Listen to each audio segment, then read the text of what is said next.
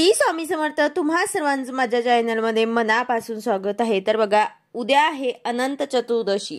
चतुर्दशी तिथी हे आजच 16 सप्टेंबर रोजी दुपारी 3:10 सुरू होईल आणि दुसऱ्या दिवशी म्हणजे उद्या 17 सप्टेंबर रोजी दुपारी 12:44 समाप्त होईल. त्यामुळेच उदय तिथीनुसार 17 सप्टेंबर रोजी म्हणजे उद्या अनंत चतुर्दशी जी आहे ते साजरी केली जाणार आहे. तर बघा, योगायोग बघा, अनंत चतुर्दशी ही मंगळवारी आलेली आहे आणि त्याचबरोबर गणपती विसर्जन सुद्धा उद्याच होणार आहे. तसेच अनंत चतुर्दशीला आपण अनंताची पूजा करत असतो. अनंत चतुर्दशीचे व्रत आहे ते केले जाते. अनंत म्हणजे कोण? तर अनंत म्हणजे आपण श्री विष्णूची पूजा करत असतो. आणि आपल्याला माहिती आहे की श्रीकृष्ण जे आहे ते सुद्धा श्री विष्णूचे एक अवतार आहेत. श्रीकृष्णांना गाय ही अतिशय प्रिय आहे. तर असा सर्व योग सुद्धा जुळून आलेला आहे. उद्या मंगळवार सुद्धा आहे, अनंत चतुर्दशी सुद्धा आहे. श्री हरी विष्णूंना आपण जी काही पूजा करतो ती सुद्धा आपण या दिवशी केल्याने खूप त्याचं महत्व जे आहे ते वाढत असते. तसेच आपल्याला उद्या गाईलाही एक वस्तू खाऊ घालायची आहे. ही वस्तू एक कोणती आहे ती आपल्याला गणपती बाप्पांसमोर ठेवायची आहे आणि त्यानंतर गाईला खाऊ घालायची आहे. आणि जर तुमच्याकडे गाई नसेल तर तुम्ही ह्या वस्तू ज्या आहेत त्यांचे सुद्धा काय करायचे आहे, तर याबद्दलची संपूर्ण माहिती मी तुम्हाला आजच्या व्हिडिओमध्ये सांगणार आहे. व्हिडिओ पूर्ण बघा जेणेकरून तुम्हाला संपूर्ण माहिती मिळेल. जर तुम्ही चॅनलवर नवीन असाल तर चॅनलला सबस्क्राईब करायला मात्र विसरू नका आणि व्हिडिओला लाईक करायला मात्र विसरू नका. तर बघा, गणपती बाप्पा हे उद्या जाणार आहे. त्यांचे गणपती बाप्पांचे आपण विसर्जन सुद्धा करणार आहे. आता गणपती बाप्पांचे विसर्जन हे 1.5 दिवसाचे किंवा 5 दिवसाचे किंवा 7 दिवसाचे केले असेल तरी सुद्धा तुम्हाला हा उपाय करायचा आहे. आणि ज्यांचे गणपती बाप्पा विसर्जन झाले नसतील त्यांनी उद्या गणपती बाप्पांचं जे विसर्जन आहे ते अनंत चतुर्दशीला केलं जातं. गणपती बाप्पा हे बुद्धीचे देवता आहे. तसेच गणपती बाप्पा हे सुखकर्ता आहे, विघ्नहर्ता आहे. आपल्या आयुष्यात येणारे सर्व दुःख संकट बाप्पा दूर करत असतात. बाप्पांच्या अगदी आपण साध्या सोप्या पद्धतीने सेवा जरी केली तरी सुद्धा बाप्पा त्यांच्या भक्तांच्या काही ना काही मनोकामना इच्छा ज्या आहे ते पूर्ण लवकरात लवकर करत असतात. तसेच कोणतीही पूजा आपण गणपती बाप्पांची पूजा केल्याशिवाय पूर्ण करत नाही. आपण कोणतीही साधी जरी पूजा केली तरी सुद्धा त्यामध्ये सर्वप्रथम आपण गणपती बाप्पांची पूजा करतो आणि त्यानंतर आपण दुसरी जी काही पूजा आहे ते करत असतो. त्यामुळे श्री गणेशाला प्रत्येक धार्मिक विधीमध्ये तसेच प्रत्येक पूजेमध्ये खूप महत्त्वाचे स्थान दिले गेले आहे.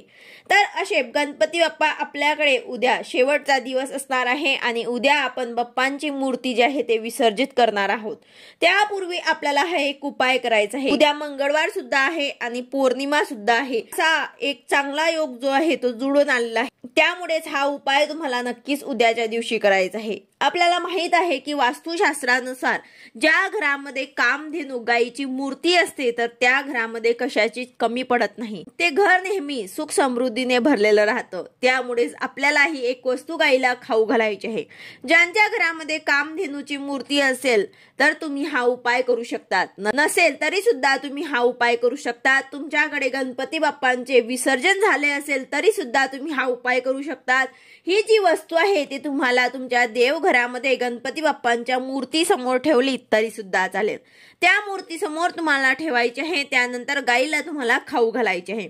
आणि ज्यांचे गणपती विसर्जन झाले नसतील त्यांनी आपल्या पार्थिव गणपती बाप्पांच्या समोर ठेवायचे आहे आणि त्यानंतर गाईला खाऊ घालायचे. तर बघा, सर्वांच्या देवघरामध्ये गणपतीची मूर्ती असतेच, परंतु जर कोणाकडे नसेल तर तुम्ही डायरेक्ट ही वस्तू गाईला खाऊ घातली तरी सुद्धा चालेल. आपल्याला माहित आहे की गाय जी आहे ते तिला आपण 33 कोटी देवांचे प्रतीक मानत असतो. म्हणजे आपण जर एखादी वस्तू गाईला खाऊ घातली तर हा नैवेद्य जो आहे तो 33 कोटी देवांपर्यंत पोहोचतो, सर्व देवी देवतांपर्यंत पोहोचतो आणि आपल्याला 33 कोटी देवतांचे आशीर्वाद जे आहे ते प्राप्त होत असतं. तर ही वस्तू कोणती आहे, तर बघा, तुम्हाला एक चपाती बनवायची आहे. तसेच ही चपाती जी आपण बनवणार आहे याला थोडंसं आपल्याला तूप लावायचं आहे. त्यानंतर या चपातीवर तुम्हाला थोडासा गुळ आणि हरभरा डाळ टाकायची आहे आणि त्यावर तुम्हाला थोडंसं तूप टाकायचं आहे आणि ही चपाती जी आहे ती तुम्हाला गणपती बाप्पांच्या समोर ठेवायची आहे. पाणी फिरवायचे आहे जसं आपण नैवेद्य दाखवतो आणि त्यानंतर गोमातेची पूजा करून तुम्हाला हे गाईला खाऊ घालायचे आहे. तर बघा, असे म्हणतात की जर गाईने आपल्या हातावरून तिची जीभ फिरवली तर आपले जे काही दुर्भाग्य आहे ते पुसलं जातं आणि आपल्या आयुष्यातील सर्व दुःख अडचणी जे आहे ते दूर होतात. त्यामुळे तुम्ही सुद्धा प्रयत्न करा की तुमचा हात हा गाईने चाटावा। तसेच तुम्हाला ही वस्तू सांगितली आहे, पोळी त्यावर हरभरा डाळ म्हणजे चना डाळ जे असते ते आपल्याला ठेवायचे आहे आणि गुळ त्यावर थोडंसं तूप टाकून हे आपल्याला खाऊ घालायचे आहे। आता दुसरा जो उपाय आहे तो म्हणजे तुम्हाला काय करायचं आहे की एक चपाती करायची आहे। त्या चपातीला तुम्हाला कुंकुवाने, ओल्या कुंकुवाने स्वस्तिक काढायचे आहे आणि त्या स्वस्तिकवरती तुम्हाला गणपती बाप्पांचा आवडता पदार्थ, मग तुम्ही बुंदीचा लाडू ठेवू शकतात किंवा मग तुम्ही मोदक सुद्धा ठेवू शकतात। तुम्हाला मोदक जर बनवणे शक्य नसेल तर तुम्ही एक मिठाई सुद्धा ठेवू शकतात। प्रयत्न करा की मोदकच बनवा, कारण उद्याचा दिवस शेवटचा दिवस आहे आणि तो तुम्हाला चपातीवरती ठेवायचा आहे। तुम्हाला गणपती बाप्पांसमोर हे चपाती ठेवायची आहे, त्यानंतर गाईला खाऊ घालायचे आहे। चतुर्दशीला आपण अनंताची म्हणजे श्री हरी विष्णूंची पूजा करतो आणि श्रीकृष्णांना गाई जे आहे ते अतिशय प्रिय आहे। सर्व योग जो आहे तो जुळून आलेला आहे। आता बघा, एका चपातीवरती आपल्याला स्वस्तिक काढायचं आहे आणि एका चपातीवरती आपल्याला सांगितल्याप्रमाणे डाळ ठेवणार असाल तर त्यावरती तुम्हाला स्वस्तिक काढायचे नाही, परंतु जर तुम्ही गणपती बाप्पांचा आवडीचा मोदक किंवा बुंदीचा लाडू चपातीवरती ठेवून हा नैवेद्य गाईला देणार असाल तर मात्र तुम्हाला ओल्या कुंकुवाने स्वस्तिक काढायचं आहे। स्वस्तिक काढताना हे योग्य पद्धतीने काढायचे आहे।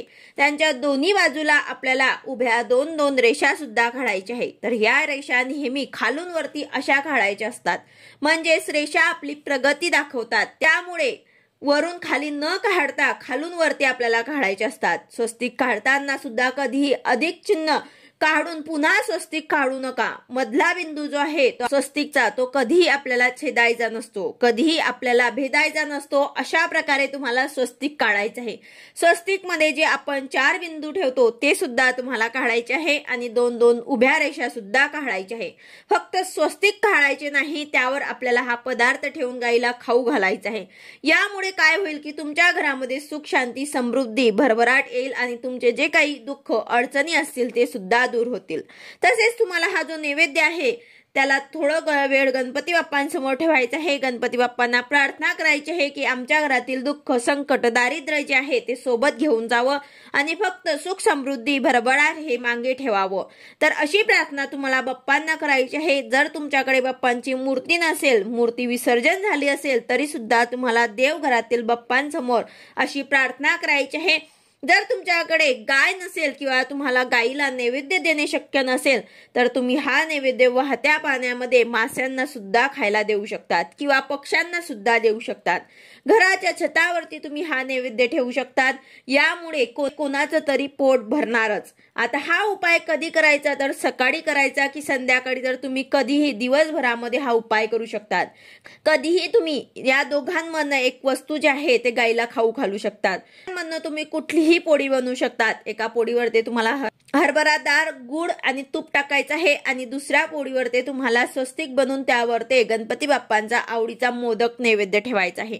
अशा प्रकारे दोघांमधनं जे जमेल ते तुम्हाला त्या पोळीवरती ठेवून गाईला खाऊ घालायचे आहे। आपण ही पोळी जी आहे ते गाईला खाऊ घातल्यामुळे नक्कीच तुम्हाला 33 कोटी देवतांचे आशीर्वाद मिळतील। त्यासोबतच तुम्हाला गणपती बाप्पांचा सुद्धा आशीर्वाद मिळेल, कारण उद्या जे आहे ते अनंत चतुर्दशी आहे आणि गणपती बाप्पांचा शेवटचा दिवस म्हणजे विसर्जनाचा दिवस। तर त्यामुळे गणपती बाप्पांची सुद्धा तुमच्यावर कृपा राहील आणि विष्णूंची सुद्धा तुमच्यावरती कृपा नक्कीच राहील। तर अशा प्रकारे आवर्जून आपल्याला उद्याच्या दिवशी गाईला एक पोळी जी आहे ते आवर्जून खाऊ घालायची आहे। व्हिडिओ आवडला असेल तर लाईक करा, शेअर करा, सबस्क्राईब करा। भेटूया अशाच नवीन व्हिडिओ सोबत। श्री स्वामी समर्थ।